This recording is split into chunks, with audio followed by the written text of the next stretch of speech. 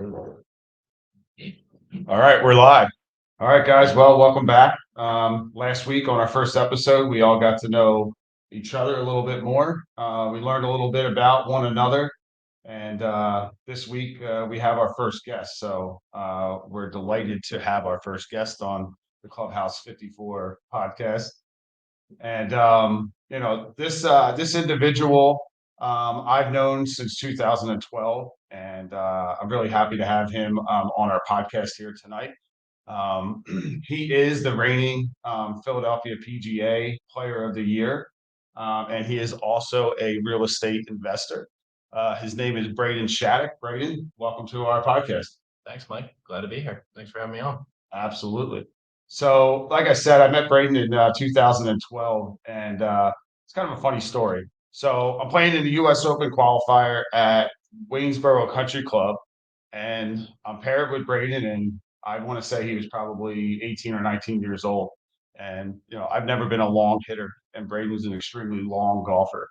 And we get to the third hole of the day, and Braden's asking his caddy what club he should hit to drive the green.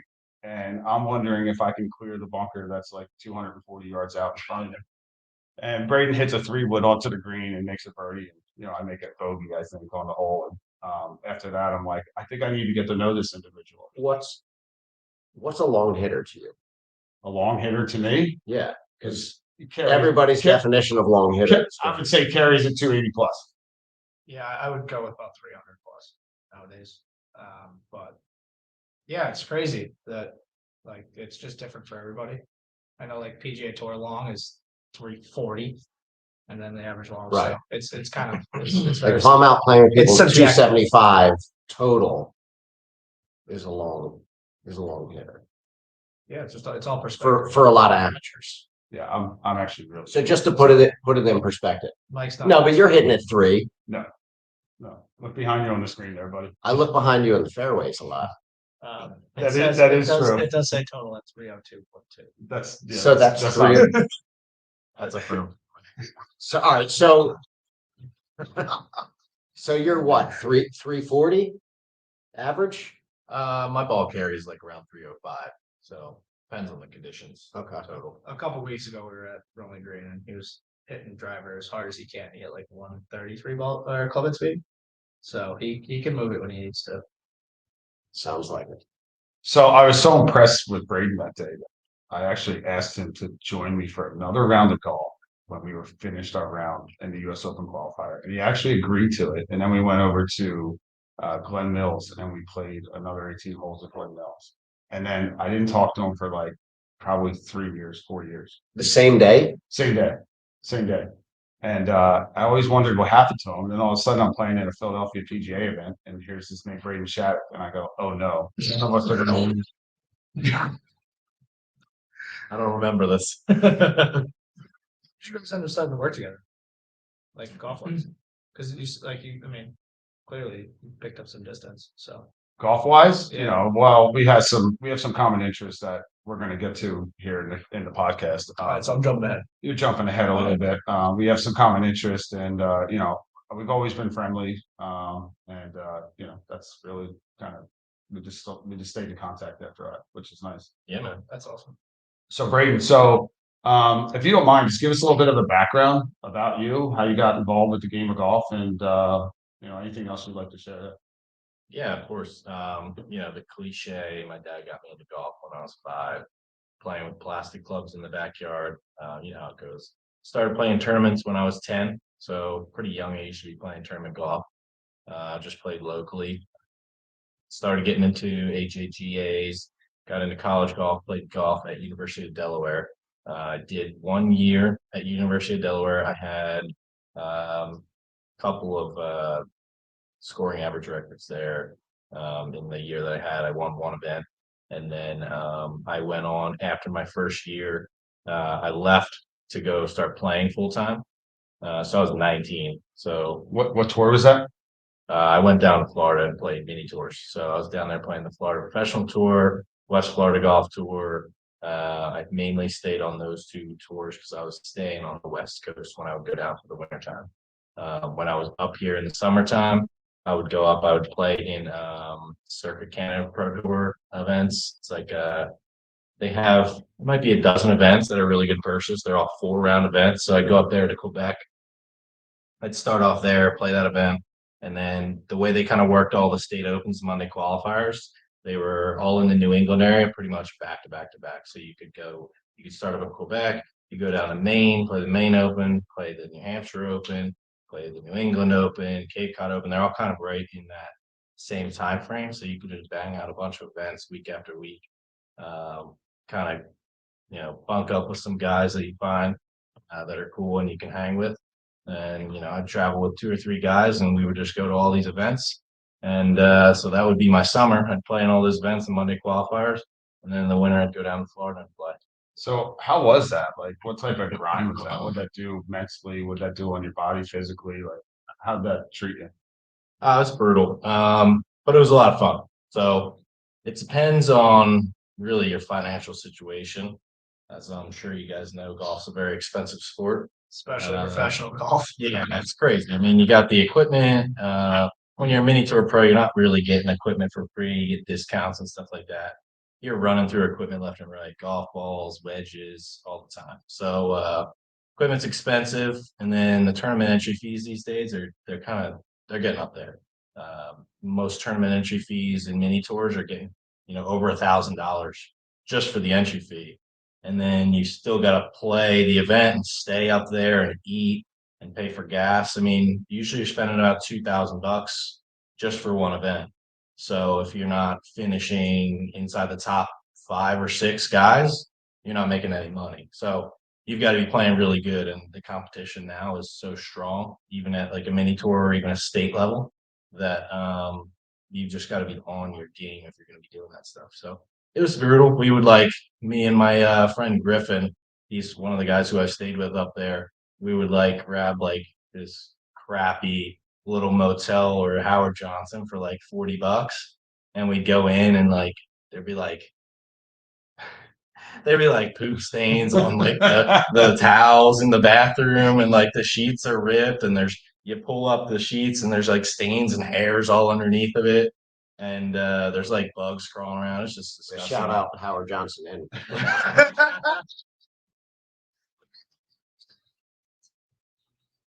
in high school.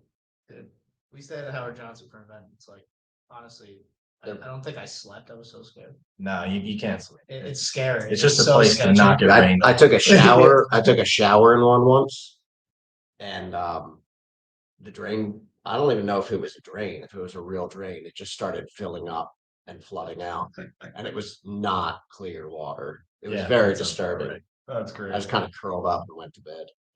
Yeah, we would wear a hoodie, zip them all the way up, flip it up, and just sit like this and hope you don't get bed bugs or something. Almost better off bringing up than just zipping it all the way up. Exactly. So when you were to kind of throw things back, when you said 10, you were playing tournament.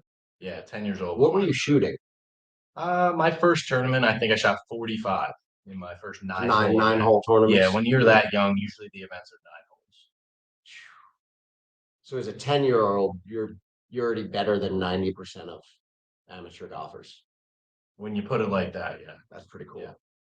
You don't really realize it at the time, but Yeah.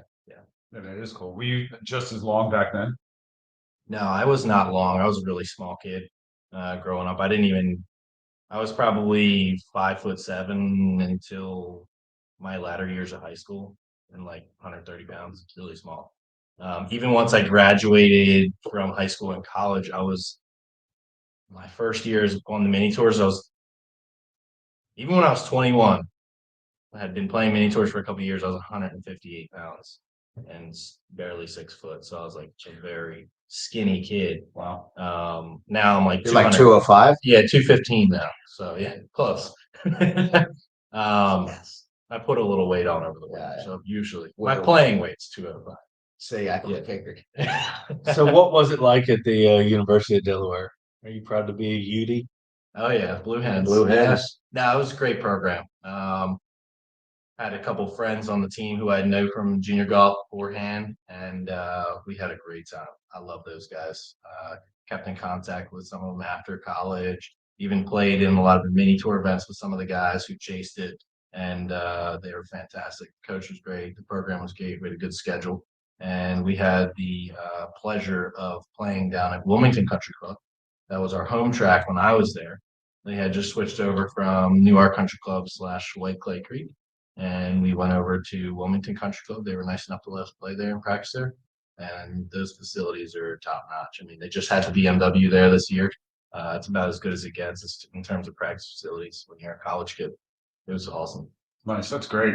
So when you're out there and you're touring and you're trying to make it on these Monday qualifiers, playing in mini tour events, I mean, how high are the highs and how low are the lows? Like, you sit there in the hotel room and you're like, oh my goodness, I'm going to be on the PGA Tour in 6 months, or do you sit there and say, wow, I'm done. I can't do this anymore. Like, I had enough. Like, All the above. Yeah, they all happen. You go through pretty much every single thought and emotion you can possibly imagine. So like you'll play really great, you'll have a couple top fives in a row, and then all of a sudden you can't make a 3-footer, or you can't hit a fairway with your driver, and then you play a tight course and you pump like 7 balls OB that round, you shoot 86, and you're just like, they always tell you, like, if you're not shooting 5 under par every time you teed up at your home course, like, you shouldn't even bother. So you're like, man, maybe I'm just really not cut out for this. Maybe mentally I want to be, like, I think I can, but maybe I'm just not that good, like, naturally. I look at Dustin Johnson, and the guy hits a 340, barely ever misses a cut.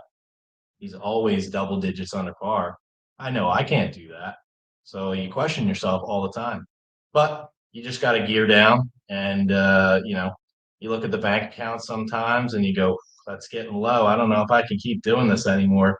And sometimes that, for a lot of guys, is the decision maker when they get out of it. They give it up because it's expensive. Do you play better or worse when you stayed at the HJM? Much worse. Yeah. I I learned I my would pick the lesson. opposite.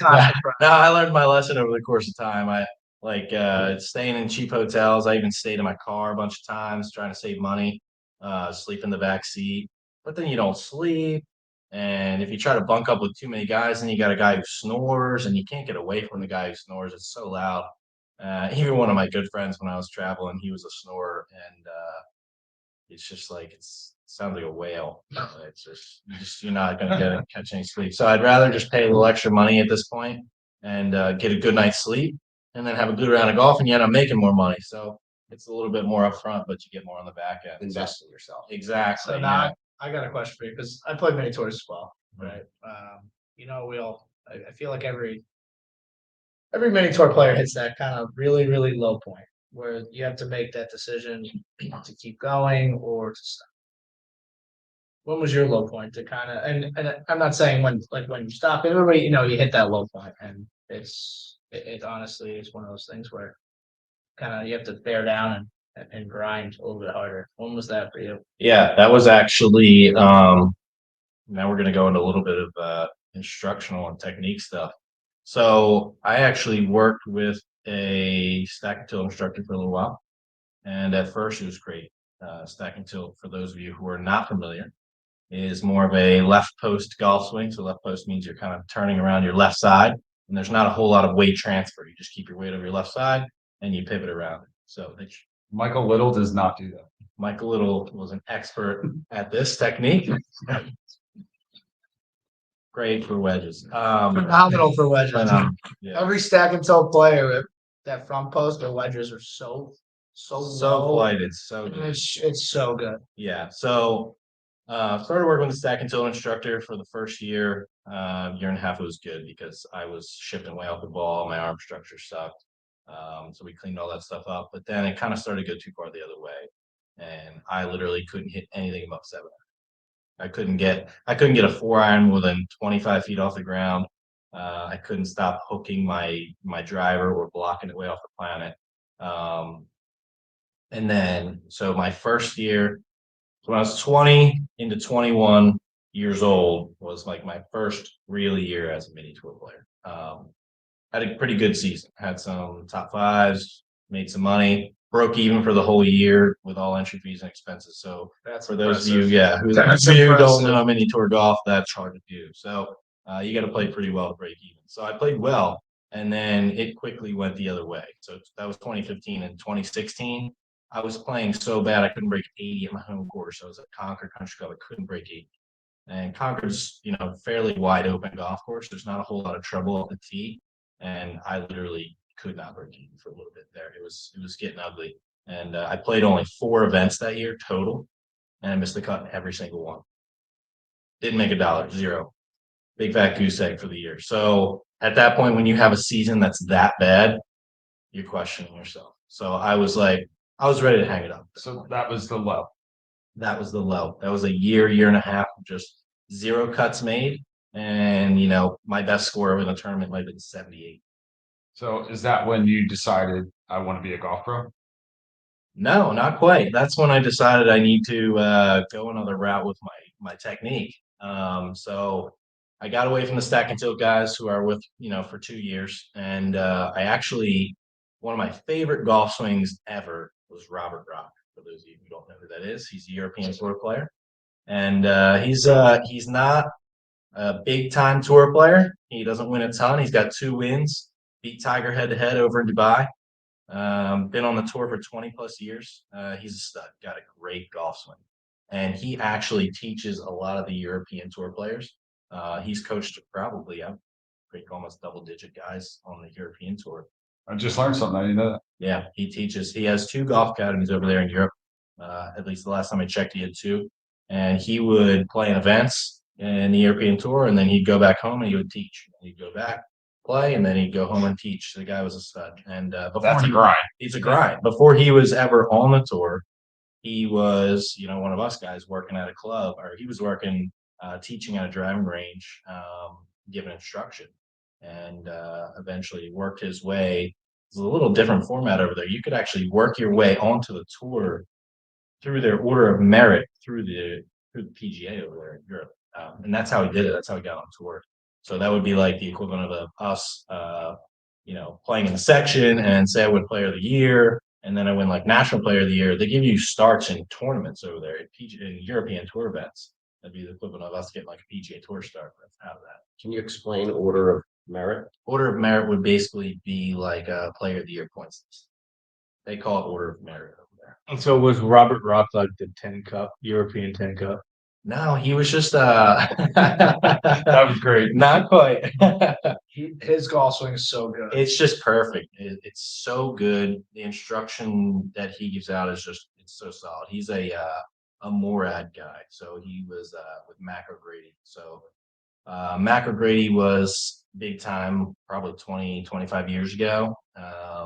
He taught a lot of tour players, Vijay Singh, Steve Elkington. A lot of those guys were like in that camp. And Robert Rock was also in that camp. And I don't know if he still is or not, but that information is really good. And that's actually kind of the source of where all the stack and tilt stuff came from. Stack and tilt's like a pattern of Morad. So I actually reached out to Robert Rock on his YouTube page, of all things, and he got back to me, and I just asked him, I was like, look, man, like, I'm a player over in the States, and I'm really struggling with my game. Went through the whole stack and tilt thing with him, and he was like, hey, here's my email. Reach out to me, send me an email. So I sent him an email, and he wanted me to send him some swings, and we started working together. So I would send him swings. I'd probably send him like 4 swings. I'd send him some based on down the lines of drivers and irons and wedges. And he would get back to me. He would send me Huddle Technique has like basically like a screen record feature where you can analyze videos. He would send me like maybe a 10-15 minute video back analyzing my golf swing, and then he sent me a whole email explaining everything with pictures and of everything he was trying to get me to do, and it was phenomenal. It was like such a cool guy. What'd that cost you? $100 per session, nothing. So his price is still the same. Is it? Yeah. Yeah, it's crazy. No, is it still the same? Oh, I don't know. I mean, he was a 2-time tour winner at the time. That's Charging incredible. $100. Incredible. You know what the coolest part about it was? He would reach out to me if he didn't hear from me for like a month. Like, hey, how's it going? Who does that? I mean, most instructors don't even do that on a small scale, let alone a European tour player reaching out to me who's a nobody, asking me how it's going. He must have saw something in you. I wish I could say that. I think he's just a nice guy. No, I probably should. He probably wouldn't want to see my golf swing anymore with the technique I have. He'd be disappointed. Well, Yeah, I think he would. Yeah. Yeah, I mean, that kind of like leads us into the next part. Like, so what inspired you to become a PGA professional? I wouldn't call it really an inspiration, more of like a turn of events, right? So I'll kind of get into how I got into being like an assistant golf pro. So I was actually down in Florida playing mini tours for the winter 2018 and 2019. And I had unfortunately gotten in a car accident down there. And a guy ran a red light, he T-boned my car, and nothing really at the time. Obviously got jostled. It was like 45, 50 mile an hour accident. So pretty intense impact. I felt fine, and then as the days went on, concussion symptoms started to settle in. I started getting confused, and that whole concussion protocol. So, Wow. but then I started to have back problems pretty quickly after that, within a week, to the point where I literally couldn't even do much of anything. I couldn't tie my shoes. I could barely walk. And I went to the doctor, got into physical therapy. Unfortunately, physical therapy did nothing for me. I got an MRI and I ended up herniating 2 discs pretty badly, and some other soft tissue damage. And the disc herniations were pushing up against the nerves. I was getting the nerve pain down the leg. And so what was killing me in my golf swing, if I tried to swing a golf club, as soon as I would hinge down, that would obviously hurt.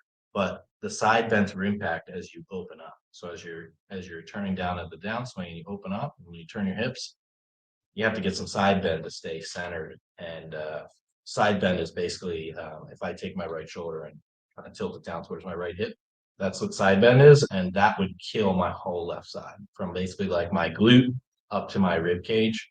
It just was excruciating. It felt like somebody was stabbing me with a knife, and I just knew that I wasn't going to be able to play golf like that. It was just too much pain.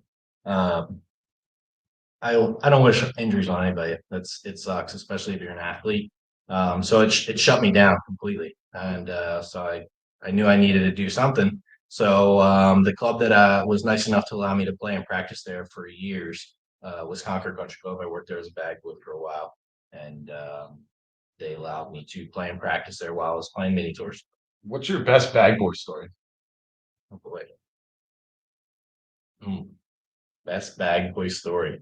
Let me think about that one. I'll get back to it. Okay. I'll All think right. about that one. And so I played in practice there, and I talked to Mike Moses, and there was a job opening as an assistant golf professional, entry level. So I took my PAT the previous year actually. So just to have it, PAT is a player ability test that you have to take if you want to be a PGA professional. So I had already taken it like a year prior, so I was good to go. How many times do you take that? Just once. That's the first. Sorry, Drew. But It's totally okay. I mean, this guy's obviously a good player, so it's okay. My feelings aren't hurt. Did you take the PAT? Did I? I'm on tour. So what made you take the PAT? Like where at that point where were you to actually kind of go that? Because I know like me being like with playing mini tours is that your mini tours, it's straight mini tours, that's kind of engulfs your life. Yeah. And like I mean, for people that don't realize is playing mini tours, you have to sacrifice so much. You sacrifice your personal life, you sacrifice a lot just to do that. So to kind of have that, then something must have triggered that. So Yeah, no, what was that? You're definitely right. You sacrifice a lot, especially a lot of money and time. Yeah. Really, I just had a conversation with Mike Moses at Concord. We were just kind of talking about how it's been a few years, and that he knew my financial situation, and he kind of suggested that it might not be a bad idea to take my PAT in case I ever wanted to be an assistant and work some shop time. Then I could play in section events and make some money, and then in the wintertime I could go down to Florida and play mini tours. And it didn't sound like a half bad idea, so I was like, why not? It's like $150 entry fee, pass the PAT, and then I have it. So that way, if I do want to get into the program or want to be an assistant golf professional, I can kind of just jump right in. And that's what I did. So I took his advice, and unfortunately got hurt, and it was kind of really good timing with the whole job opening up. So I worked at Concord there as an assistant golf professional. So that's what got me into the golf business. That was what, 19 or 20? That was 19. That's awesome to hear too. Like a player like of your caliber to take it, to listen and kind of keep your ears open to everybody. Because I know there's some people that are very closed-minded and kind of standoffish, and for that's really awesome. Yeah, no doubt about I that. commend that. No, it's not. Come on, we didn't want Braden in the section taking all the wins from us. Come on. Oh, I'm only kidding. I haven't played a section event yet, so I don't really know. No, we have a lot of fun out there. The camaraderie is great. I'm sure I'll learn quick. Yeah, all the guys are fantastic. I love all these guys. Yeah, you'll get your stones broken here and there, but it's a good time. It's a good time. Yeah. So, but yeah, I worked at Concord Country Club for 1 season. I moved on to Bitterman Golf Club down in Wilmington, which is right by Wilmington Country Club.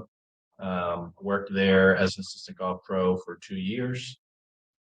Did pretty much everything there except direct tournaments. So I was in the shop. I ran the pro shop. Oversaw, $250,000 in sales, inventory, accounting, all that good stuff. I was teaching a lot, giving a lot of individual lessons, doing our junior programs, summer camps, leagues, men's leagues, ladies stuff, and ladies golf schools. So I was doing a lot of different stuff. So I was very busy there. And then I knew as soon as I started working at Concord that if my back was not going to heal up, I didn't want to be a head golf professional. I wanted to be a teaching professional because I had like a playing acumen that I had built up over the years and learned a lot of information through different teachers. And teaching for me was, I don't want to say it was easy, but it was easier than having to deal with the politics of being a head golf professional. You could just go up on the range and BS with your clients and the members, have a good time, and we work on their golf swing. It's a lot more enjoyable outside than stuck in the pro shop all the time or stuck in the office. So I knew right away that's what I wanted. You're the most popular person on campus when you're a teaching pro. Yeah, you're the fun guy. Yeah. Nobody likes the head pro. They're always mad at him. Exactly. I feel like he's kind of the guy that enforces the rule. He's the enforcer of the place. Who, the head pro? Yeah. Yeah. He's it's like the teacher. Yeah, I've had every job that there is in the golf business, so I can understand. Yeah, you understand. Yeah, I get it. Yeah, so I just didn't want to be involved in politics. So I wanted to go the teaching pro route and started looking at teaching pro jobs right off the start, my first year at Concord, and didn't have any success. I applied to a bunch and got 0 interviews, not even a lot of times even an email back. Why do you think that is? Looking back, it was pretty, I would say, arrogant of myself to think that just because I was a good player, I could get a teaching pro job. You have to have experience teaching. So if I was looking for somebody who was a teaching, for a teaching pro job, I would want to see at least a couple of years of teaching experience with a lot of hours worth of instruction before I would even consider taking somebody for that job. Because when those guys are looking over those resumes, I'm sure there's 50 guys with a lot of years of teaching on it, and I might have been a good player, and I might have been teaching a lot of jobbers and ladies and friends and members, but nowhere near the amount of hours a lot of those other guys did. I wasn't developing programs or anything like that. So looking back, I just didn't have the resume for teaching that I would assume they were looking. So what broke through them? Like, how did you break through to become the teaching professional with networking? How's that story start? Yeah, a little bit of networking, meeting guys in section events, playing with them. That helps a lot. It helps a lot to know guys, build your social network, let guys know who you are. And then from there, it was just a matter of putting in the time to build up my teaching profile, giving more hours of lessons, developing programs that were new, that made money, that people liked, gaining favor with the membership. All of those things go a long way. And I just started to build up my portfolio of teaching and increasing my, the power of my resume over time. And the job at Rolling Green opened up. The director of instruction position opened up. Brian Cregan was previously there, who teaches Denny McCarthy. So he's a really good teaching pro, teaches a lot of meeting tour guys as well. That job opened up, and I reached out to Scott directly. Scott Chisholm's the head golf professional over there. I reached out to him directly. I had played with him in a couple events in the section before. We were friendly, and I reached out to him and just told him kind of what I was looking for. I was looking to, move into just solely teaching. I do a lot of teaching here at the club, but I just wanted to focus on just teaching, and get out of the golf shop and all, get away from the daily operation. And I was like, are you looking for somebody with 20 years of experience, or are you looking for somebody who's more young, motivated, who's a good player, etc.? And he said that I would be a great candidate for the job, and I was surprised. I was shocked, and basically went through that process, which was maybe like a month or so, and luckily enough, got that job. So do you feel like your experience on the golf course with him is what created that? I think it definitely, we talked about it before, him knowing me personally, and then also seeing how like I act as a person on the golf course, because you can learn a lot about somebody with 18 holes of golf. You get 4 hours with somebody, you can see, their tendencies, their values. You can see if they have a short temper, how they treat other people, how they treat themselves. You see a lot. So your passion for playing then actually did get you Got the me. teaching program. got me that job. Yeah, that's great. Yeah, it was a big part of that, having a relationship with him. How is Berlin Green as a club? How are the members down there? Ah, it's awesome. I love it. I'm from Delco, so I'm a Delco scumbag. So yeah, I get along with all the Delco guys. Hey, I live in Delco. You're a Delco guy. Shout out. Yeah, he's over in Ridley. He's pure Delco. That's the heart. I can't shout out Delco, sorry. I think we need to explain to our southern listeners what the hell is a Delco. Oh yeah, so Delaware County. Delaware County. Delaware County is a special place. Special people. If you're ever in special Delco and you're an Eagles fan, stop by Dolan's. Just Urban Dictionary Delco, and it explains place. everything. It'll tell you everything you need to know. Urban Dictionary is a great website. No, I actually used to work at Rolling Green, so and it was great when I was there, and I'm sure it still is today. How long were you there, Mike? I was there for 4 years As an assistant golf professional? as assistant pro. How'd you like I it? started as a bad guy, and I worked my way up to first assistant, Nice. and then moved on to look away. How'd you like it at Rolling Green? I loved it. Yeah. I love it. If it wasn't for Rolling Green, I wouldn't be the player I am today. Nice. That golf course is that good. It's hard. You Yeah, hit it's a good golf course. every club in your bag, Yeah, which is great. no doubt about it. Number 10 might be the hardest par three in the state. Like one of them. That might be the worst hole to start on. Like, it's sometimes they do it on a split tee tournament. So like, you either get started on 1 or 10. If you get stuck on 10, is the worst. So for the listeners that don't know, the 10th hole at Rolling Green, it's about 255 uphill with a bunker that's got about a 12-foot lip facing on the left, and Par 3. there's par three. There's 3 bunkers It's consecutive important. that are all Yeah. deep. And they're all deep, and you can't bail out right because the green will slope away from you, and it's just a nightmare. So Michael, you're hitting driver there. I'm hitting driver, but us humans, we play the white tees on that hole.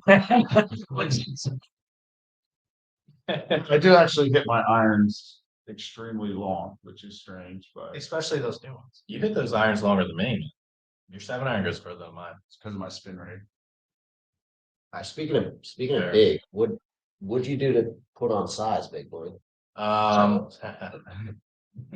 So Tell people about that mass. I actually got really So weird. I got really into powerlifting for a little while, which as a golfer is probably the dumbest thing you could possibly do. But young and stupid. I was started off just regular lifting like P90X, and then kind of just it turned into I just enjoyed doing like deadlifts, benches, and squats, and doing really heavy. I was a really intense kid when I in my early How 20s. early 20s this was? Yeah, early 20s. Funny enough, we were talking about that a little bit on the way up, Okay. on how like we were talking about Tiger and Rory and how they were getting hurt with powerlifting. Yeah. Yeah, I'm stupid. So like I probably said myself failure there. No, it was funny because we were talking about that.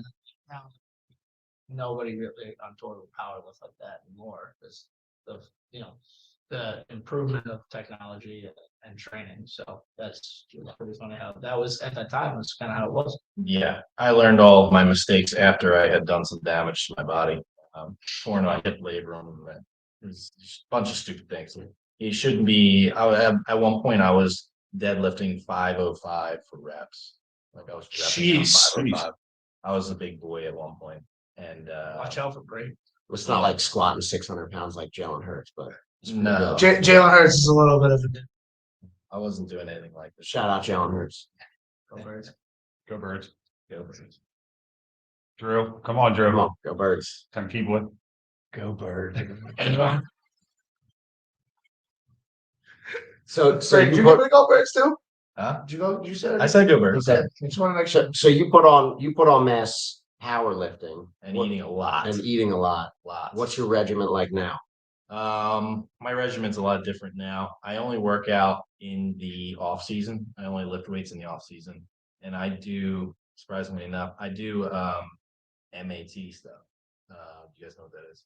MAT is muscle activation technique. It's what Bryson does. So basically the kind of point of MAT is your goal is to create stability around a joint.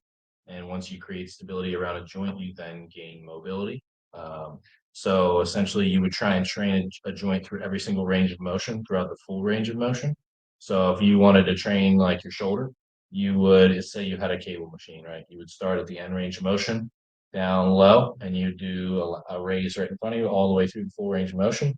So that way you can stabilize your muscles and the joint throughout that full range. You'd start at the other end, you'd work your way all the way down, you'd start across the chest. You basically do every single range you could possibly do with the shoulder. I don't like how you're looking at me as you're describing all this. I'm not looking at anybody else but me. I don't like You it. just look really interested. Okay. And stiff. Very stiff. Drew, take notes though, because this could help. It's a podcast. I can rewatch it. It'll definitely help you hit it further, no doubt.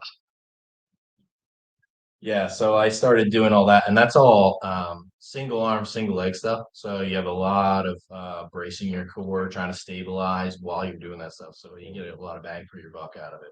So are you balancing too while doing it? So like if you were doing a leg, kind of like so like it like activates your core from like bouncing.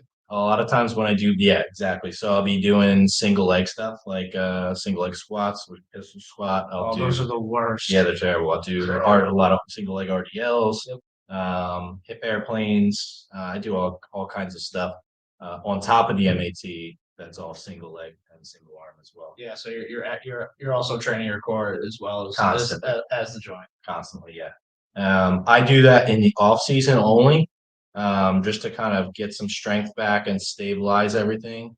And then in the last 6 weeks, usually of the off season, is when I start to do my speed training, which I started doing 2 years ago since I got healthy. I do that for the last 6 weeks leading up to the golf season. I try to What is that? speed training. You just run fast, Yeah, exactly. I try to run as fast as I can. It helps my clothes. like the 100 yards. Just like run fast. Penn State. No, Oh, Yeah. when he went and worked out. yeah, for Penn State for the Yeah. walk-ons.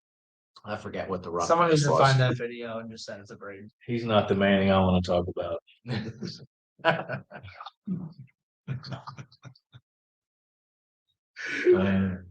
So Braden, so talk to us about how you became a real estate investor as well. Yeah, so I had always wanted to get into real estate. Just thought it'd be great to have some assets as well as gain some possible passive income. Who doesn't want that? Read a bunch of books, listened to a ton of podcasts, Grant Cardone, Brandon Turner, you name it. I listened and watched. Learned a ton, but I never really dipped my toe into the pond. I didn't really know where to start. Like I did, but I didn't really. I didn't know any contractors, so even if I could find a property that was good price, I didn't know the whole process super well. Until recently, a friend of mine who I started working with on his golf game, who I started working with about a year ago, he does this full time. So he is a full-time real estate investor and he owns a bunch of properties in the area. And I started to pick his brain about it, and he was nice enough to help me out with it. And so now I help him with his golf game, and he helps me with my real estate. And he gave me like a straight up crash course in real estate investing, and it was awesome. It was so helpful, and he guided me through the process. He helped me get my first wholesale deal, helped me get the financing for it, and everything. And he's been like, you know, a sounding board and a mentor for me. And it's been awesome. Learning a lot. Yeah, no, that's great. I mean, how do you balance that though? How do you balance being a golf pro, a teaching pro, and also, balancing the real estate side of things? I'm still learning that. I really just got started not too long ago, and I've got my first one that I have is a 2-unit duplex, and with a 1-bedroom and a 4-bedroom. So that's the first one, and I'm still finishing that one up right now. Basically, did a lot of that renovation work myself. Number one, to save money, and number two, so that I could learn how much goes into it, how much things cost to renovate. So that way, when I go forward in the future, like I can walk through a distressed property and know how much it costs to fix everything I'm looking at. There's always going to be, now I learned like a contingency that you got to account for too, because as soon as you open up a wall, there's going to be something there that you didn't know was there. Good luck. And yeah, good luck, right? It's going to cost you more. So I learned a lot through this first one, was, a bit of a disaster. And but it's working out great. I did a ton of work myself. The whole building was the old knob and tube wiring, which is, if you're not familiar, it's literally like over 100-year-old wiring. So this is original wiring from when they first made this house, and they stopped making knob and tube in the 30s, I think it was. And basically, it's like a plaster that helps to insulate the wire, and then they has like a single hot feed cloth covered wire that basically, like, I reached up into the ceiling, and when I opened up one of the ceilings and saw it in there, and like I grabbed it, and literally it cracked off as soon as I grabbed it, like just completely brittle. And so right off the bat, I was like, I don't know how much this is going to cost. I had no idea. Are the walls all plaster?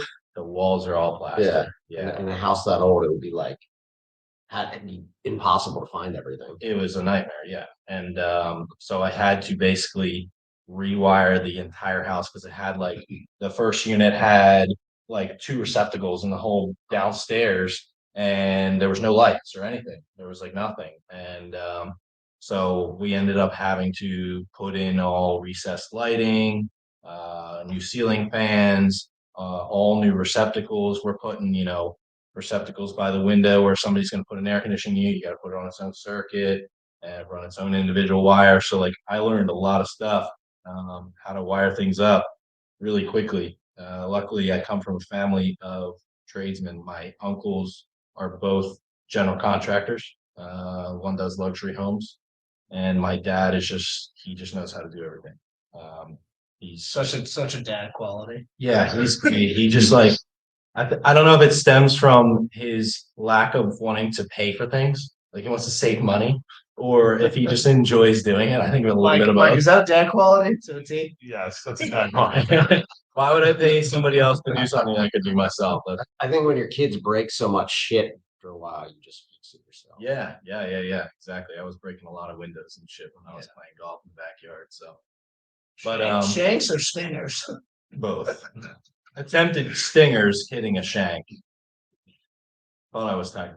So are you still active with searching for more properties now, or are you just good with where you're at? Yeah, I'm looking, and hopefully try and close on a few more this year, and just continue to accumulate properties in the same area that I'm looking at now in Darby, Pennsylvania. So I can get properties for good prices there, and get a lot of bang for my buck in terms of rental income. So, and it helps that Rolling Green's not far either. So if you do need to take a couple hours to check on things, it's right there. Exactly. So. Yeah, exactly. You've sent me pictures throughout the whole entire thing, and it's come a very long way. It's cool to see it transform from a piece of trash dump to like kind of a really nice place that I would even live in myself. It's really neat to see that whole process. I've never done it, never seen it done firsthand. And it's really neat to see everything that goes into transforming a property that's distressed into like a really good rental. And this one's gonna be great because everything in it's gonna be brand new. Like I got all brand new plumbing, got all brand new electrical, both units. Obviously it's gonna have new kitchens, baths, trim, paint, flooring, etc. And it's gonna be a nice little unit. The TV makes it look easy, but It's really not not. easy at all. Like doing that Not one electrical bit. was terrible. And I asked an electrician how much he would have charged me to do all the work to rewire. So it's 3 floors, 2 units, 3 floors. To rewire everything in that house, receptacles, lights. We wired up new panels, everything. 30 grand. So I saved myself about 27.5. I only paid for material. I got a third cousin that have done it for 1,500. I'd love to meet him. He'd be great for That me. Chip Gaines will do it free. You would not like to meet him. No, that's actually really cool because not only get involved though, but through the whole contracting and kind of building that rental property, it kind of opens your eyes to different avenues and different lifestyles of how people are. Like you have like contractors and people know contractors, you don't know what they go through. So it's definitely pretty cool to kind of broaden your horizons through that. Totally. Yeah, you get to meet a lot of different people and I get to learn a lot of different skills that I can utilize in the future. Even for myself, if I want to renovate my kitchen in the future, I can do it that way. So it's really nice to have those abilities and not just be kind of like floating through life, not knowing how to do anything. So it's cool. That's great. Yeah. So, I mean, we already answered a little bit of this question, but what goals do you have for this year? If there's golf, real estate, life in general. Let's do both. Let's just break down the two. So give us your golf goals and your real estate goals. All right, golf goals, obviously win player of the year again. I want to have at least 5 wins this year. I want to win the section championship, qualify for the PGA championship this year. Got the National Club Pro coming up. Like we gotta start practicing so we can. That's why I was smiling. I'm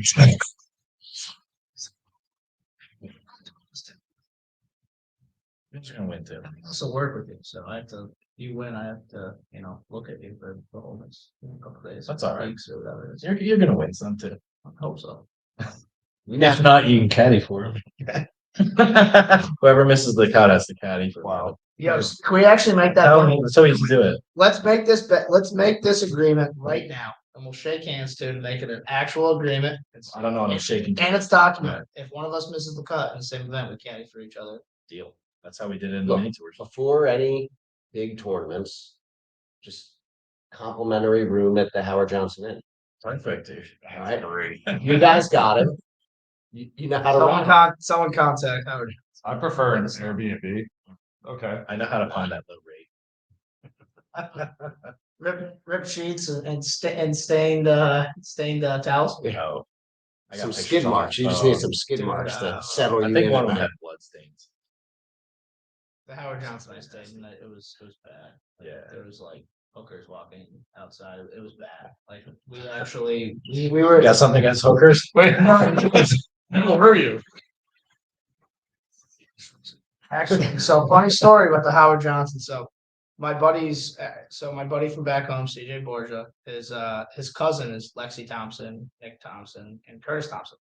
So Nick Thompson made it to the playoffs, and we were at Liberty National. We're in high school, and you don't have that much money. You're like, all right, well, let's just we got free tickets, so let's get a hotel around Liberty National. Around Liberty National, it's very nice. So we stayed in the Howard Johnson, and we got there, and I don't think we slept for an hour because it was so sketchy when we got there. It's actually pretty crazy how a lot of really nice golf courses in the country are in the biggest dumps of towns.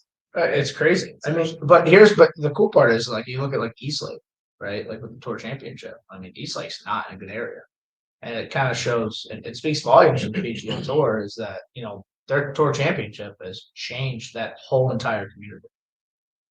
Is it nicer now? Oh, they take proceeds and they were building like housing projects.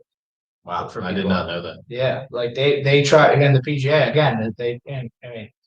PGA Tour tries to help out wherever they are. you see how much charity work they do, and there was a whole. I remember on Golf Channel, there was a whole thing about how the Eastlake, they tried to help out the city, and that's again, Eastlake that tour stop hasn't changed. Playoff events change, but Good luck getting them on the phone. Yeah, my brother-in-law went down there. I don't know how. So Let's hear this story. my brother-in-law went down there. Shout out to James Methvin. He went down there and played this year. Got me a couple pieces of Peter Millar wear. Is that what And- I love the Peter Millar wear you're wearing now too? Well, so he gets me an extra large, and so I wear a large, and so I tried to call. And I was like trying to swap it out. I called for like 15 days straight, left messages. They don't want to talk to anybody. They are the most. It's absolutely rude not to return 15 voicemails. I mean, if you don't return one voicemail, it's okay. But 15, it's like, come on, all I want to do is get a large. How'd you word the voicemail? Yeah, I think it was the way you worded it. Maybe they got it. Hey, my name is Drew Lockhart. My brother-in-law bought something there and I would like to return it. And can I swap it out for a different size? And then I started to go, hey, this just wanted to get somebody to call me back. My name is Drew Lockhart. Something was purchased in your pro shop. And then it just got rude after that. You saved these voices. I should have just. I'm surprised you didn't get on an airplane and just fly down there. I'll Just for the shop. tell Can you, I get a free on weekends, to my phone calls? I'm gonna start calling every day and leaving a message as Drew Lockhart. Please do. Maybe I'll get my large Peter Millar pullover then. I mean, Hey man, this is Drew. I need my damn large. All right, my Peter Millar's gone. That's awesome. Thank you for that, Drew. We needed that. So what are your goals though for the real estate side of it? For real estate, I'd like to get 5 units by the end of the year. That would be my goal. Got 2, so I think that's a very reasonable, attainable goal. And just slowly keep building it from there. We'll see how many I can get. So that could be 1 or 2 properties potentially. Yeah, depending on like the one I have is like multifamily. If I could get like one more multifamily that's 3 units, then boom, there's my goal for the year. Or 3 individual single families. So Nice. So I have a question now. This we're talking about goals. So this is actually from yours truly. So or one of your goals, as you said, was to defend your title as player for the Philadelphia section. Yeah. Do you also have another goal of becoming maybe the player of the year for disc golf in the section as well? I would love that. I just watched the Disc Golf World Championships the other night on ESPN2. I don't know if anybody saw that. It wasn't an ESPN. Nobody saw it. You should have seen all the fans. I mean, I go through my phone. It's like whatever I'm on. It's like disc golf. It's like, look at these. Are you kidding me? No, they're not losers. They're just challenged. So That might be worse. So of course, before this Call Scott has come for something. And he said that you were a very big disc golfer. Huge. Yeah, I love disc golf. So my roommate got me into it, my friend Mike. And Mike actually owns this company that I had him wear. And PCS, Premier Combustion Services. He owns a combustion controls company. But he got me into They control combustions. They pretty much. I've sat here all night and looked over that and thought it's a construction. Close. Starts with a C. Not really. What was the question? I lost. Player of the year for disc golf. Yeah. Why you like disc golf? Disc golf's great because it's actually a lot like regular golf, except it's not as frustrating because there's not as many components to it. So basically there's pars on the hole, there's dog legs, you gotta hit it through the trees. You've got the longest disc is called the driver. They go different distances, they clear between I'm serious, yeah, they got drivers. That's serious. I played disc golf. Oh, once, yeah. but Wait, I thought it was just like go to Walmart, buy a No, frisbee, no, and no. just throw it. That's how I started. It used to be. Yeah, it's not as accurate. Dude, when I played disc golf, I honestly wanted to just like, there was like a hole through trees. I just kind of wanted to bash my head off a tree. It was so aggravating. Yeah, you can get a lot of tough holes. through Where the do you trees. play disc golf in Philadelphia? So there's a lot of different disc golf courses around. There's one over in Kennett at Anson B. Nixon Park. There's what do we got? We got Bellevue State Park right off of Marsh Road in Wilmington. Right in Delaware. Brandywine Creek State Park disc golf course, which is probably the hardest disc golf course I've played on the whole East Coast. It is so hard. It's brutally long and super hilly through the trees, up the hill. It's brutal. A lot of driver discs. It's drivers all day. All right, so I've never played disc golf. I feel like if I did, I'd probably be a top disc golfer in the world. Obvious stuff. Absolutely. Yeah. But here's my issue. Here's my I don't. It's always kind of rubbed me the wrong way. Disc golf. Sorry, disc golf community. Can Only. you elaborate? Oh yeah. Well, Please. and not rub me the wrong way, but as a golfer, right? When somebody asks me if I want to go play disc golf, I'm semi-offended only because of time allocation, right? Like I only have so much time to do so many things through the day. And if I'm gonna take 4 hours out or 2 hours or whatever, I'd rather just go play golf. Well, I'm also an amateur golfer, so for you guys, it may be a little bit different, where that's kind of your getaway, where golf is my escape. Right. So does that lend a hand? The beauty of disc golf is it only takes about an hour to play 18 holes, way faster than regular golf. You can play around in 45 minutes if you wanted to. So it doesn't take up a whole ton of time. Just depends on how far you're driving to go to disc golf. Now, I do have a question though, because I have played disc golf before in college. Do you love it? Did I love it? Yeah. No, I sucked at it, and I wanted to, like I said, I wanted to bash my head off a tree. Did you end up bashing your head on? I did not know. But there was a hole over water. So when that disc go, luckily I did not throw the disc in the water. How much are those discs They're a little pricey. The nice ones are like $25 a pop, in the water? right in the water. Yeah, Wait, I paid like 15. Worse than losing a Pro V. I'm going swimming. Are you losing? You're going swimming. That was my question. Yeah, Like, those things. if you throw it in the water, it's insane. Yeah, Because again, like I said, luckily I kind of went like a long way and just accepted I'm gonna like go through some trees. Sure. So I wanted to save the disc, but like if you throw it in the water, you actually lose Yeah, it. you lose the disc unless they have some places if the body of water is not huge, they'll have like a retrieval hole, but it's only like 15 feet long. So if you throw it right in the middle of the pond, you're not getting your disc back. It's sunk right through the That pond. sucks. Where did disc golf come from, and why is it called disc golf? Like, you're throwing a frisbee into a basket. So I'm Some not people call following. it frisbee golf, but it's not the same as a frisbee. A frisbee's like a little bigger. That's big plastic. It's got a big lip on it.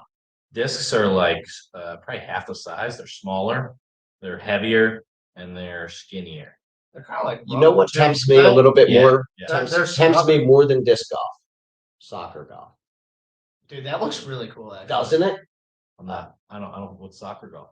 It's Really? soccer Wait, balls. You worked on golf courses, you know? On a golf Soccer course. Soccer With golf. giant Soccer holes. Yeah, No, giant You no. just kick the shit out of the ball. Yeah. Yeah. You Yeah, can it's keep all- track of your kicks. Yeah. And like you They can have a flag and everything. and what's cool too is like if you're good enough at soccer and you can like curve it, like curve it around a Messi- tree. like Messi, like kind of style. like- True, maybe It's pretty that's the cool. hole you need to pass your PAT. No, don't rile them out. Let me throw one out. Let me throw one out. No, because he's gonna get me back. Do you guys remember the punt pass kick competitions from back in the day in football? They No. used to have punt pass kick. It was anybody who played knows or participated. That should be the next punt pass kick golf.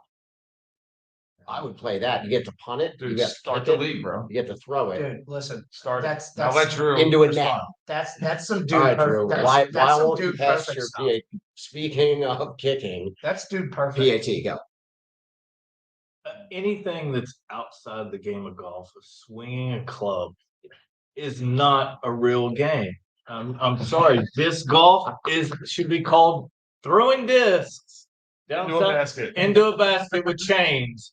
So I mean, it's not. I mean, you could next thing you're gonna start calling cornhole golf. I mean, we're essentially throwing it into a hole. I mean, I just don't get. I don't think they're. No offense, but I just don't think it's something I would ever do. If someone's called me up and say, "Hey, man, you want to go play disc golf?" I'd probably delete his number. I won't ask you to go play that. If you did, It doesn't hurt my feelings. I would definitely come. I'm a regular. I would definitely come and watch, and I would cheer you on. And, take video of you doing it. We would have, oh yeah, we'd have some fun. I'd edit the video, put in some, Benny Hill music. You know, I love it. So that's great. So I got one more question. That's it. Yeah. Right. So, because again, letting the guests kind of get to know you. You're a big kind of nature person as well.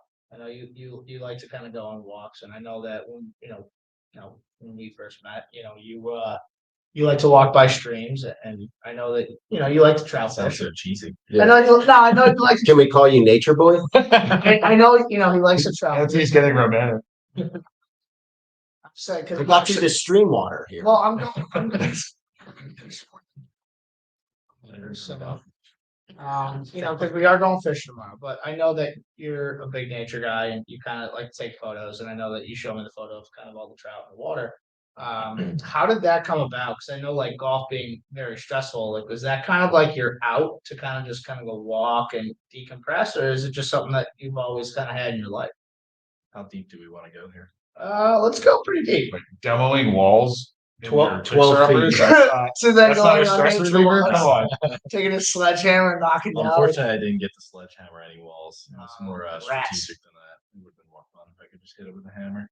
Yeah. You always have to hit it with a hammer. I know. I see it on TV. It just doesn't seem that practical. Every house I got, there's a sledgehammer. You through do a the wall. sledgehammer. Oh, that's great. But no, but I'll try that. how did that come about? How did you become there, like one with nature? I guess you could say.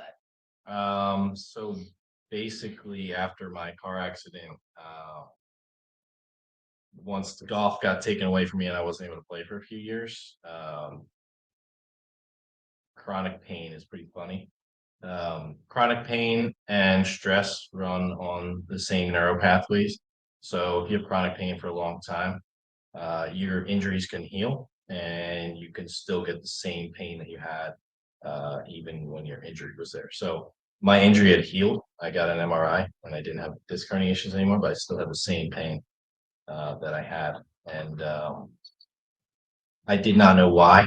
And I was getting very frustrated and not being able to work out, not having golf, not really being able to even tie my own shoes. Some days I'd wake up and I really couldn't get out of my bed. And it makes you really depressed. And I started getting anxiety and I started having like really bad chest pain. And I started, I thought I was like, this one day at Bitterman, I thought I was dying of a heart attack. It was the scariest moment of my life. My heart rate was like 170. My chest hurt so bad. And I was panicking. I was freaking out and went to the hospital.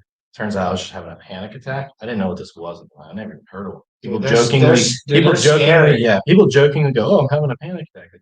Panic attack's legit. That shit sucks. I wouldn't wish it on anybody. This was just a couple of years ago. Dude, they're terrible. Honestly, it feels like you're having a heart attack, and like you can't. Honestly, I had a panic attack actually last year, and that's how because fishing's my outlet. You're like your nature problem. Yeah.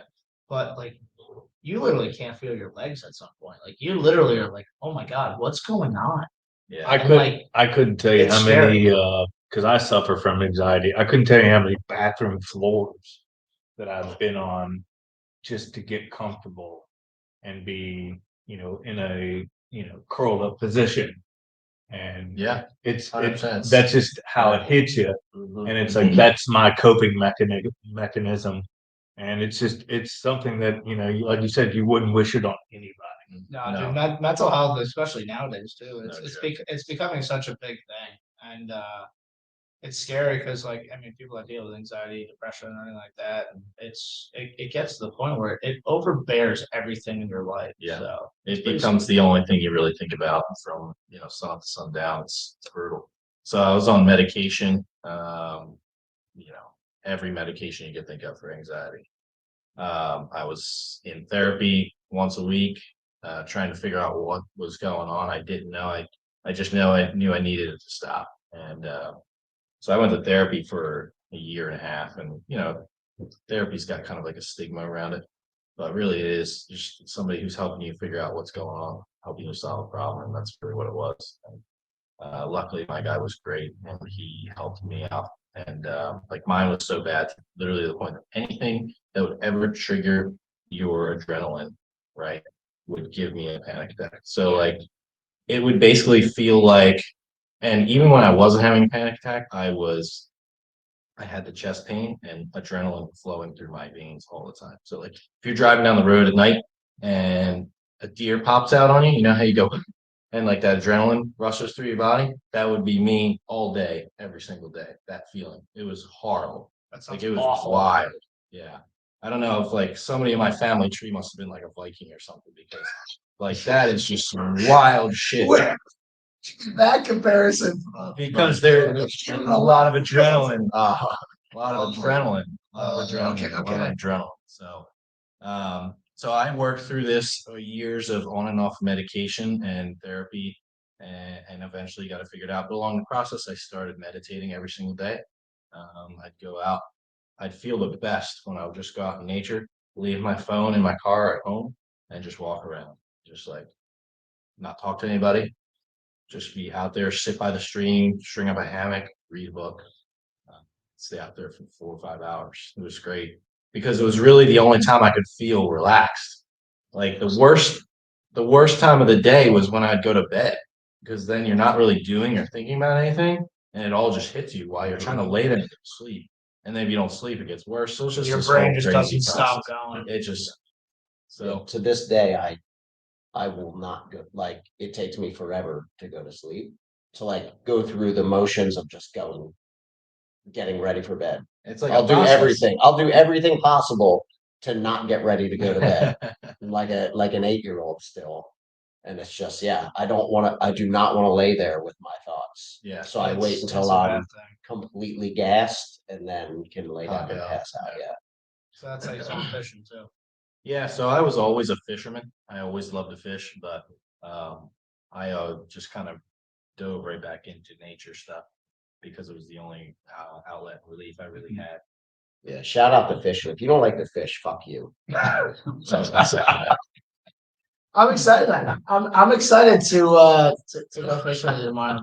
I'm the same way as you too. So I definitely understand it's being out there and kind of being away from your phone and kind of you're almost, sounds cliche and cheesy, but to be connected with nature without any technology, it's definitely soothing. It's fantastic. That's awesome. I didn't know, because I know, like I said, you showed me so many photos, and I didn't know how you got into that. So it's pretty cool. Yeah, like kind of a poor communicator now because I really don't like to have my phone at all. I like to kind of just put it on do not disturb and just leave it somewhere. He's the worst communicator. I'm really bad, and I apologize to everybody who's Good ever for tried you. to Don't reach out. apologize to them. Yeah, I'm Good just for you. trying to look out for He'll text my, you back. He'll give you sanity. like he'll give you like No. 2 texts back, like when you text him, and then like you send him a text, and then like 4 hours later, it's just like, oh man, dude, I'm so sorry. And then he'll like answer the question and then be like, so like, do you want to hit balls tomorrow? And it's like, it's 9 o'clock at night. Like, let's go to sleep.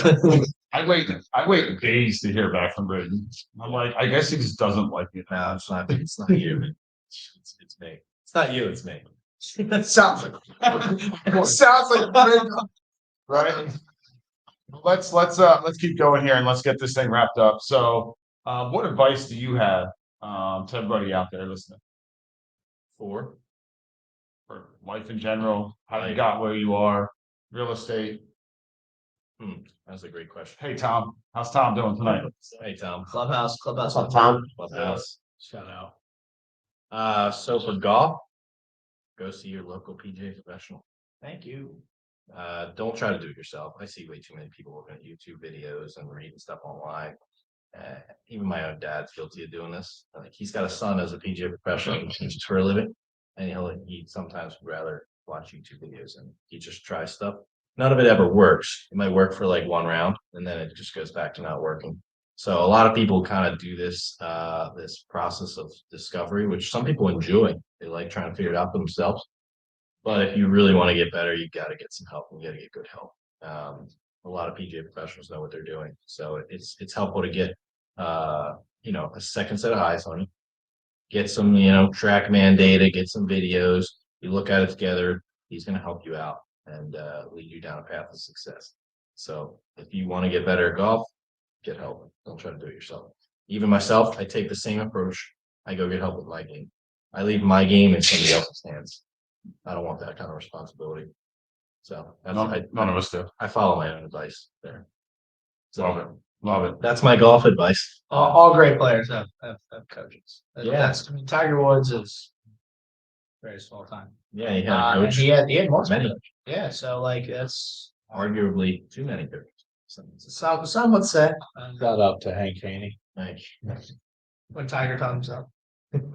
But no, that's definitely a true thing. And I got one question about that. Do you give me that for your listens too? of course. Yeah, gotta get that. Just had to make sure. Yeah, What absolutely. kind of question is that? It's like an integrity check. No, Goss comeback to my right. no, I give my. Time his dad would like need help. Be like, Dad, you gonna buy dinner? He's like, yeah, it's on there. It's like, Dinner for a lesson. I mean, pretty fair trade off. Not there. You should be calling dad saying, "Hey, dad, I'm gonna give you a lesson, then we'll go play Mary." You got dinner every night. Bar tabs on you Years. again. I'm gonna run At that. that point, you can buy the beer. I'm gonna run that one. I think I need there. Beers for a round of Marion and a lesson. Yeah. Do they serve beer at Marion? Not sure. Never actually seen anybody drinking a beer, Yeah, I don't know. but I'm sure they do. You could bring them. Absolutely. You cannot break No.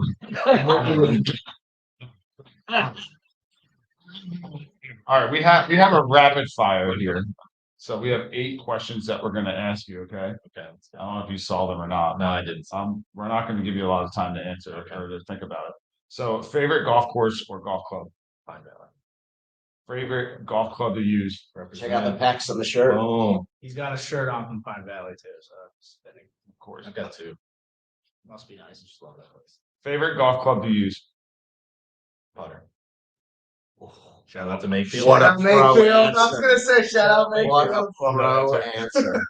Favorite golf hole? 12 at Augusta. That you play. Favorite golf hole you play. Just that I- favorite golf hole. Favorite golf hole, 12 at Augusta. I would agree with that. Bucket list golf course or area? Augusta. Okay. Your best round and where?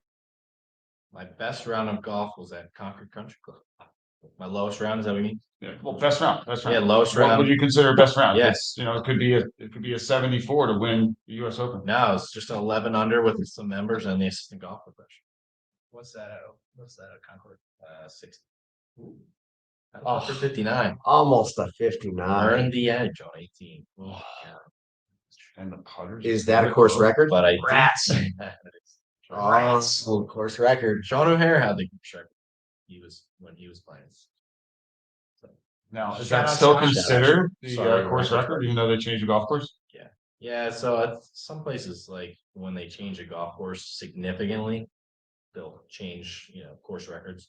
But they didn't do I mean, in my mind, it's still a course record. Maybe they don't think so, but I would say 2 things. In my heart. It's It only still- counts in your heart. It's still the course record, and Concord retired you as the record holder. yeah, so they At can't their break OG my old course. record.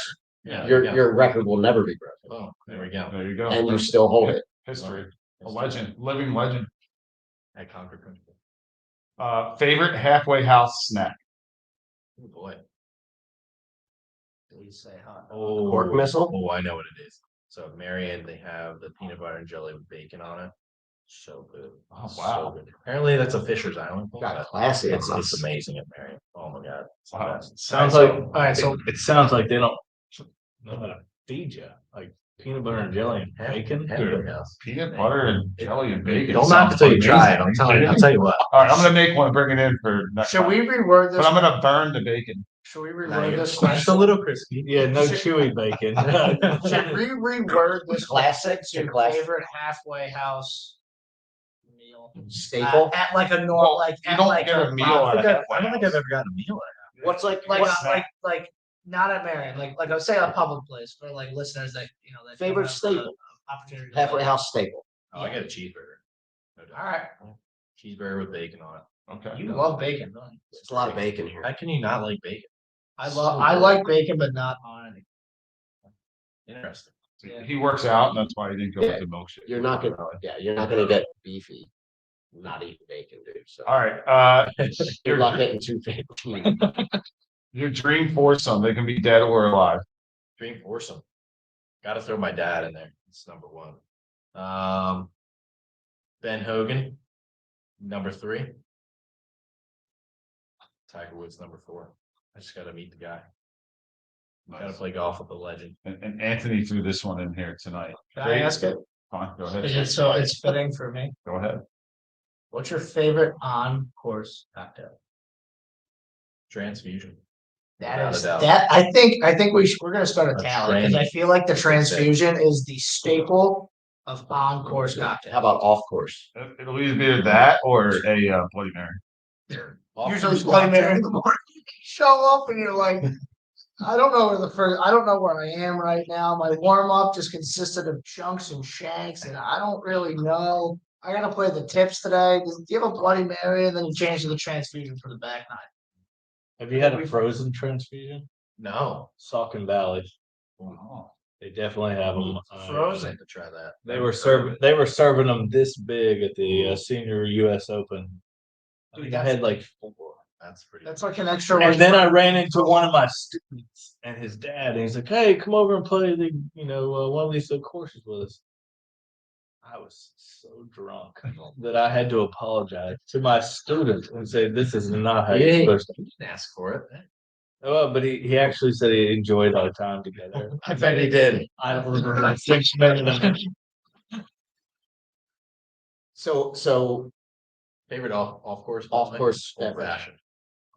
Old fashioned. Really? With or without a cigar? Usually without a cigar, but I'm not gonna say no to a good. What kind of whiskey? That's the true thing. What kind of whiskey in the old fashioned? In the old fashioned, I don't really have a preference, but my favorite kind of Scotch whiskey would be Lagavulin. Really? Yeah, That's good stuff. That is good stuff. smoky. Yeah. That's good stuff. Yeah, so you're kind of like a kind of bourbon whiskey. You I like drink. the smoky I drink stuff. everything. Yeah, anything. Favorite seltzer? I mean, I knew are pretty good. I like statesides. That the sounds iced so tea, good. the stateside Yeah. iced tea that you can get. All their stuff is really good. you know that's right up the street from here, right? Stateside? Yeah. Yeah, it's right up the street. They have great vodka. 5 deep, and I'm shooting a 73. Now we know what's going on with the PA. Wait, Drew, You're not drinking. No, I'm not. True. I tried to sneak a couple in. I got a couple looks, and I was just Drew, like, all right. Drew, I'm not trying to be an asshole here, but you said you're gonna shoot 73. Is that the front or the back nine? Oh, wow. Wow. Come on. Come on. I'm I sorry. gotta do 'em. This is for another episode. I'm sorry, you teed that one up. I'm sorry. Oh, that's great. It's okay. You're in the jersey right now. Dude, the Eagles are in the Super Bowl on Sunday. Are you kidding me?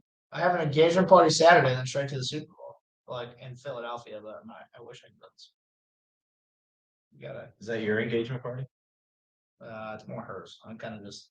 Oh, yours. Congratulations. Wow. Congrats. Dude, she's the boss. Don't do it. I just. Don't do it. We can have talk off the camera. Don't do it. Off the record. You must not want to golf as much. Me, to be honest, she doesn't even care about golf. She actually hates fishing more than she hates golf. Yeah. Actually, she loves golf. Because honestly, we're trying to plan a honeymoon right now, and she actually saw Casa de Campo on TikTok, and there's like 3 golf courses. She's like, "Let's go there. We'll bring our clubs and we can play 3 rounds of golf." And I'm like, So, "Yeah." piece of advice for the married man with 3 kids: have a child as fast as you can, because when I had my first kid, that was the best year I ever played golf.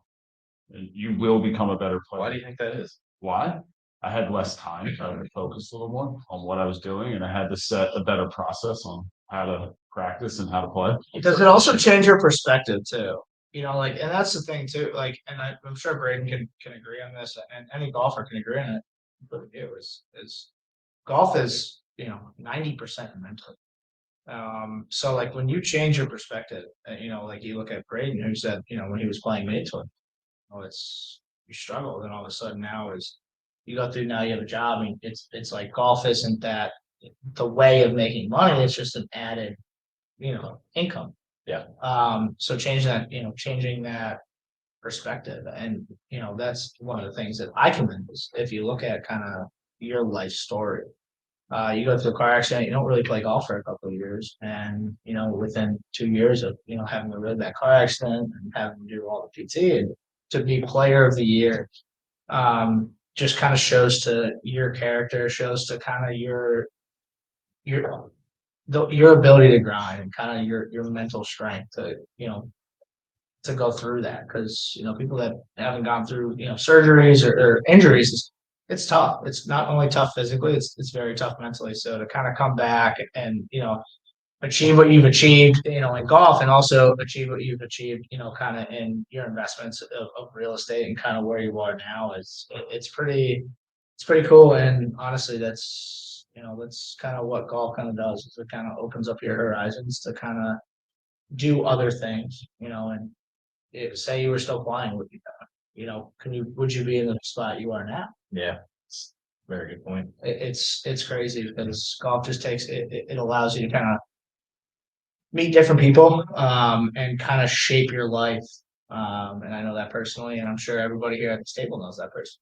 100%. So that's really cool, and I commend you for that, man. That's really cool, and I think you have a really, really awesome story with everything. Thanks. Yeah, Braden, thank you so much. We all learned something about you tonight, which is great. I didn't know the whole story, so it was fun to listen to that. You are our first guest on this podcast, What an so honor. I mean, thank you so much. Yeah, man, Record books thank for you. that. There we go. Boom. Yeah, so hopefully we did a good job. Hopefully, you don't kick our ass too bad in these section events. Yeah, he's gonna get us We'll back check for back this. on this, see if we accomplish the goals at the end of the year. I'm gonna hold you to him. Perfect. All right, you better hold me to mine as well. I will. I'll tell you mine. You gotta write them down for me. Off air. Perfect. I won't tell you my goals. I write my goals down, and I don't tell Secret anybody. about his goals over here. Yeah, I don't Where tell are my anybody notes? my Come on. goals. What are you, superstitious or something? No, I like to keep my goals to myself, and I kind of at the end of the year I'll tell you. I kind of Don't want the haters hating. no, not even just that. I just I like to kind of do it myself, and at the end of the year I'll tell you. But I work out my goals and kind of try to achieve my things kind of very in sports wise. Kind of internal. I have me, my fiance, and my coach, and my parents. But other than that, really nobody else knows my goals until the end of the year. Usually nobody knows mine, but since we were talking about You gonna make an exception? Yeah. Maybe I'll make an exception for you today. Hey, I usually don't share my goals, but I mean, you Why should. I mean, then people can hold you accountable for them. See, but I sounds like a feel lot of pressure. yeah, but I feel like you should hold yourself accountable. You should, but it helps when you have some people motivating. Sure. Pushing You gotta put along. it out in the atmosphere. Yeah. Absolutely. Mike's I throw myself out there all the time. now. Mike has won 2 Winter Series wins. You have one. Mike's got 2 player of the years. He's a stud. Oh no.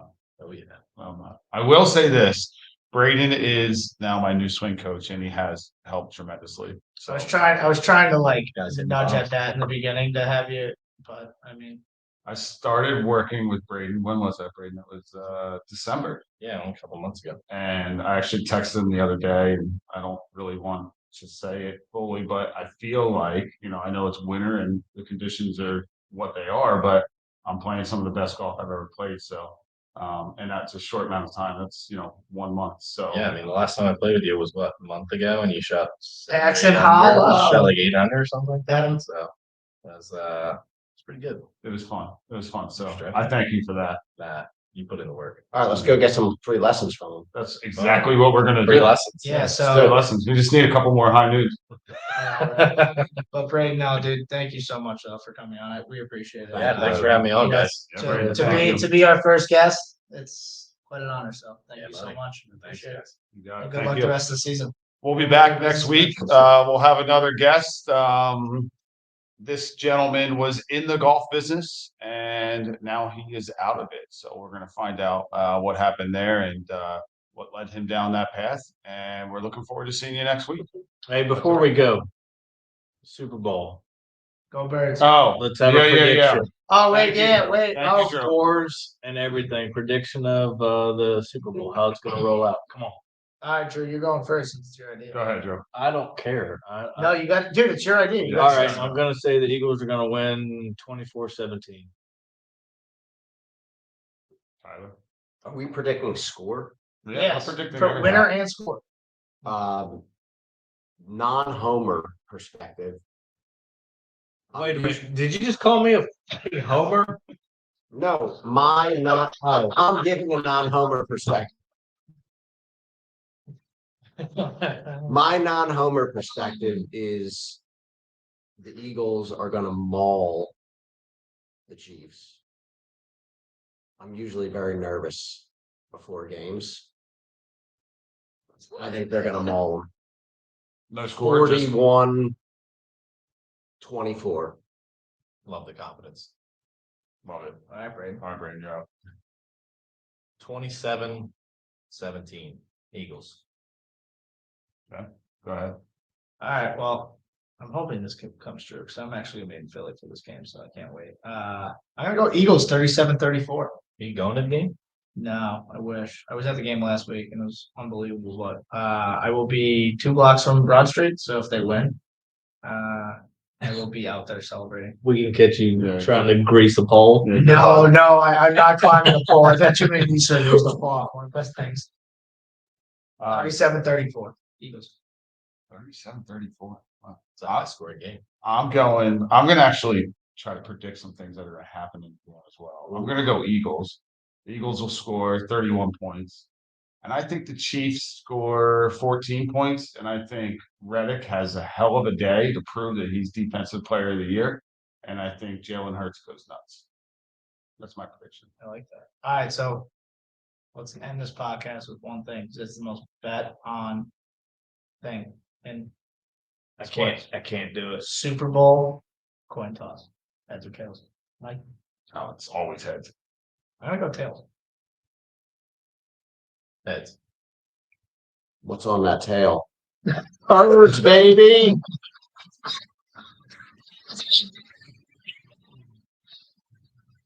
Tails.